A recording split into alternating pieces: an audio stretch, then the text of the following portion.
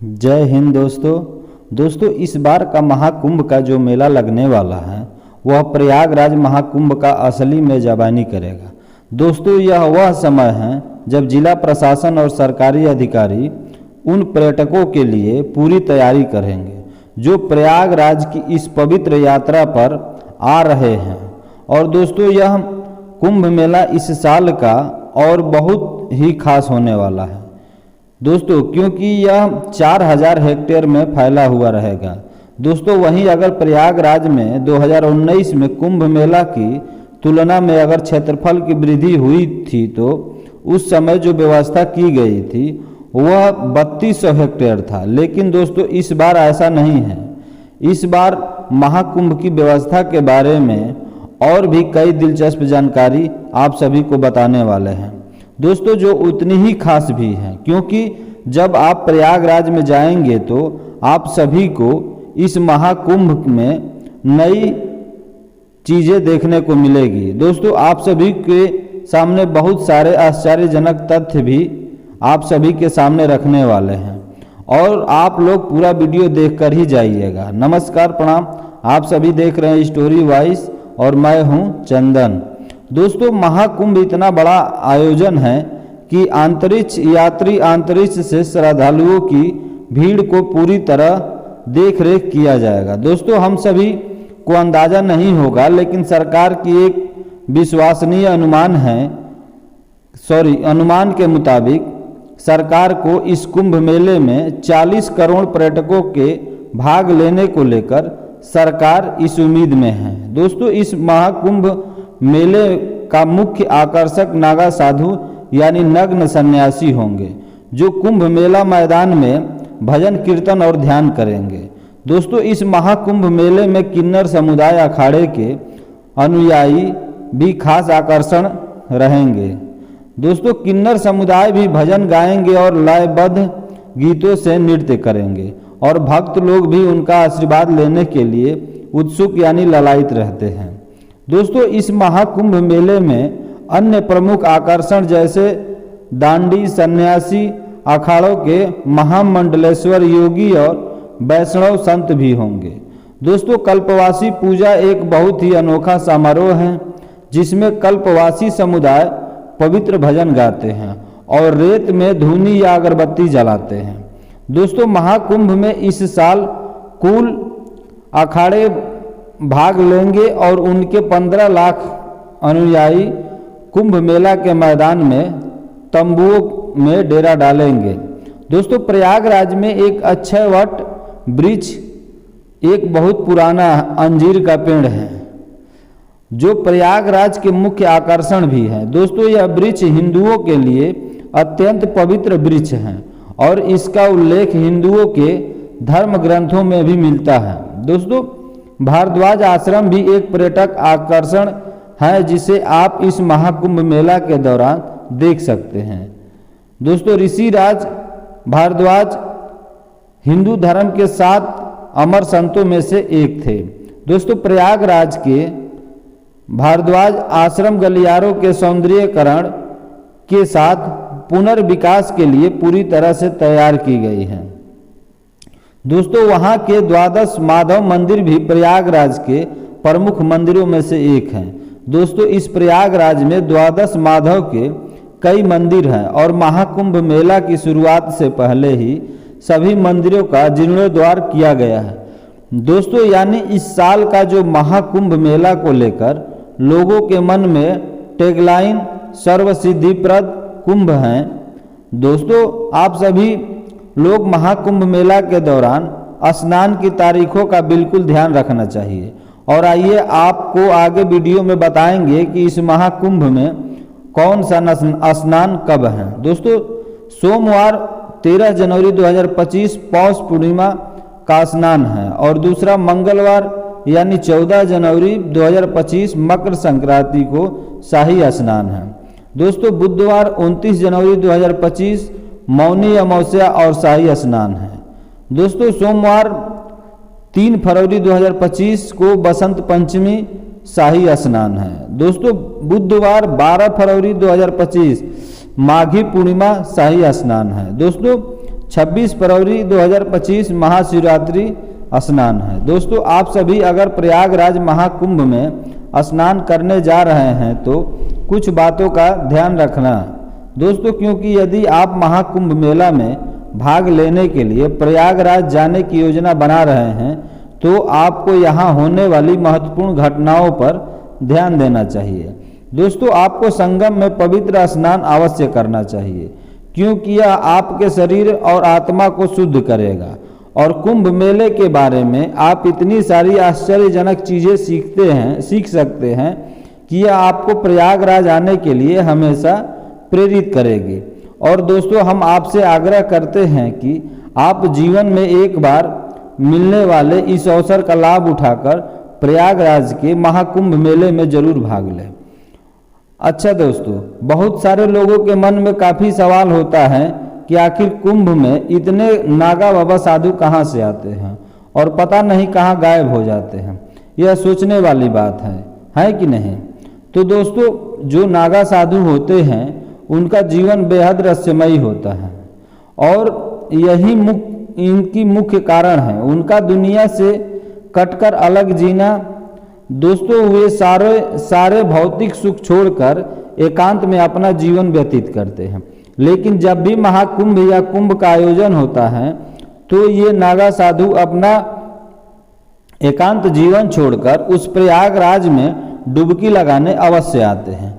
पर लाखों की तादाद में आए ये साधु उसके बाद कहाँ चले जाते हैं, चलिए जानते हैं।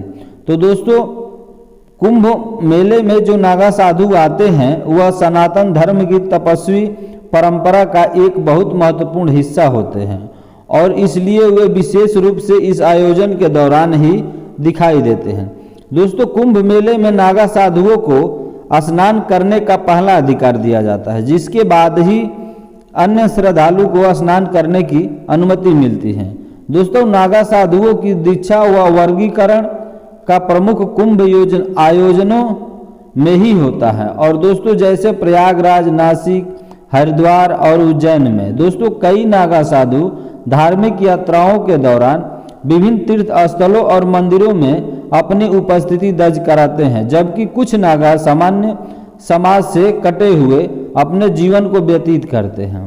दोस्तों कुंभ मेले में हर वो सनातनी व्यक्ति उपस्थित होने की कोशिश करता है जो धार्मिक लाभ का सुख पाना चाहता है। दोस्तों वैसे ही महाकुंभ का आयोजन 12 साल पर ही होता है और कुंभ के दौरान नागा साधु जो सनातन धर्म की एक विशिष्ट और अत्यंत तपस्वी परंपरा का एक हिस्सा है और दोस्तों बड़ी संख्या में उपस्थित होते हैं और वे कुंभ के प्रमुख आकर्षण और आध्यात्मिक आयोजन का केंद्र बने हुए रहते हैं। दोस्तों नागा साधुओं के रहस्यमय जीवन के कारण ही उन्हें सामाजिक तौर पर सिर्फ कुंभ में ही देखा जा सकता है और वो कुंभ मेले में कैसे आते हैं और कहां से कैसे जाते हैं ये एक रहस्य जैसा है, क्योंकि किसी ने कभी उन्हें सार्वजनिक रूप से आते जाते नहीं देखा है। दोस्तों लाखों की तादाद में ये नागा साधु बिना कोई वाहन या पब्लिक गाड़ी का इस्तेमाल किए और लोगों को नजर आते हैं और धीरे धीरे कुंभ तक पहुंच जाते हैं। दोस्तों ऐसे मान्यता है कि वे हिमालय में रहते हैं और कुंभ मेला एकमात्र ऐसा समय है जब ये आम लोगों के बीच में दिखाई देते हैं। तो दोस्तों वास्तव में कुंभ में दो सबसे बड़ा नागा अखाड़े निवारणी अखाड़ा और पंचदश नाम जूना अखाड़ा जो इस समय वाराणसी में है। और दोस्तों ज़्यादातर नागा साधु यहाँ से भी आते हैं और अक्सर नागा साधु त्रिशूल धारण करते हैं और अपने शरीर को राख से ढकते हैं। और दोस्तों वे रुद्राक्ष की माला और जानवरों की खाल जैसे पारंपरिक परिधान भी पहनते हैं। दोस्तों कुंभ मेले में सबसे पहले उन्हें स्नान का अधिकार दिया जाता है, जिसके बाद अन्य श्रद्धालु को स्नान करने की अनुमति दी जाती है। लेकिन दोस्तों उसके बाद वे सभी अपने अपने रहस्यमय दुनिया में लौट जाते हैं और उनकी ये रहस्यमय दुनिया कहाँ से चलिए आप सभी को बताने की कोशिश करते हैं। दोस्तों बहुत सारे लोगों की विचारधारा की बात करें तो क्या क्या सोचते हैं सभी लोग। जैसे कड़कड़ाती ठंड में भी बिना कपड़ों से खुद को कैसे जीवित रखते हैं नागा साधु। कुछ लोग सोचते हैं दोस्तों कि कुंभ के बाद नागा साधुओं का जीवन कैसा होता होगा। कुछ लोग दोस्तों सोचते हैं क्या माता पिता के बुरे कर्मों का भुगतान बच्चों को करना पड़ता है। कुछ लोग दोस्तों सोचते हैं कि वास्तव में क्या था पुरुष मेघ और नर मेघ यज्ञ का कंसेप्ट। तो दोस्तों मृतकों का दाह संस्कार करने और दफनाने जैसे अलग अलग अंतिम संस्कारों का आध्यात्मिक दृष्टिकोण क्या है। तो दोस्तों कुंभ मेले के दौरान नागा साधु अपने अपने अखाड़ों का प्रतिनिधित्व करते हैं और कुंभ के बाद वे अपने अपने अखाड़ों में लौट जाते हैं। दोस्तों अगर अखाड़ों की बात करें तो अखाड़े भारत के विभिन्न हिस्सों में स्थित होते हैं और ये साधुओं वहाँ ध्यान साधना और धार्मिक शिक्षाओं का अभ्यास भी करते रहते हैं।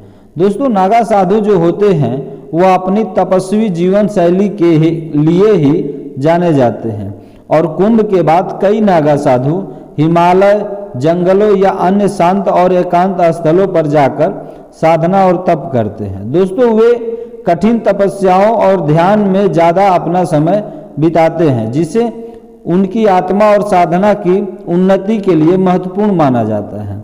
दोस्तों वे सार्वजनिक रूप से तभी आते हैं जब कुंभ मेला में या अन्य धार्मिक आयोजन होते हैं। दोस्तों कुछ नागा साधु प्रसिद्ध तीर्थ स्थानों पर जैसे काशी यानी वाराणसी, हरिद्वार, ऋषिकेश, उज्जैन या प्रयागराज में निवास करते हैं। दोस्तों ये स्थान उनके लिए धार्मिक और सामाजिक गतिविधियों का केंद्र होते हैं और वैसे भी नागा बनने के लिए या नए नागाओं की दीक्षा प्रयाग, नासिक, हरिद्वार और उज्जैन के कुंभ के मेले में ही होती है। और दोस्तों यही नागा साधुओं का वर्गीकरण भी होता है, जैसे कि प्रयाग में दीक्षा पाने वाले नागा को राजराजेश्वर कहते हैं और उज्जैन में दीक्षा पाने वाले नागा को खूनी नागा कहते हैं और हरिद्वार में दीक्षा पाने वाले को नागा को बर्फानी नागा कहते हैं और नासिक में दीक्षा पाने वाले को खिचड़िया नागा कहा जाता है। दोस्तों नागा साधु भारत भर में धार्मिक यात्राएं भी करते हैं और वे विभिन्न मंदिरों, तीर्थ स्थलों और धार्मिक आयोजनों में भाग लेकर अपनी उपस्थिति दर्ज कराते हैं। दोस्तों अज्ञात जीवन में विलीन नागा साधुओं में से कई लोग गुप्त रूप से रहते हैं और सामान्य समाज से कटे हुए अपना जीवन व्यतीत करते हैं। दोस्तों उनकी साधना और जीवन शैली उन्हें समाज से अलग और स्वतंत्र बनाती है। दोस्तों अगर आप सभी को हमारी वीडियो अच्छी लगी है तो एक लाइक तो बनता है दोस्तों, और दोस्तों हमारे चैनल को भी ज़रूर सब्सक्राइब कीजिएगा ताकि जब भी हम वीडियो डालें तो आपके पास तुरंत पहुंच जाए। बाकी दोस्तों नागा साधुओं को लेकर आप सभी का क्या राय है आप लोग कमेंट करके ज़रूर बताइएगा, क्योंकि आप सभी का एक एक कमेंट हमारे लिए बहुत महत्वपूर्ण है। बाकी दोस्तों यह वीडियो अपने दोस्तों रिश्तेदारों में शेयर करना बिल्कुल मत भूलिएगा। हर हर महादेव, नमस्कार, प्रणाम, जय हिंद।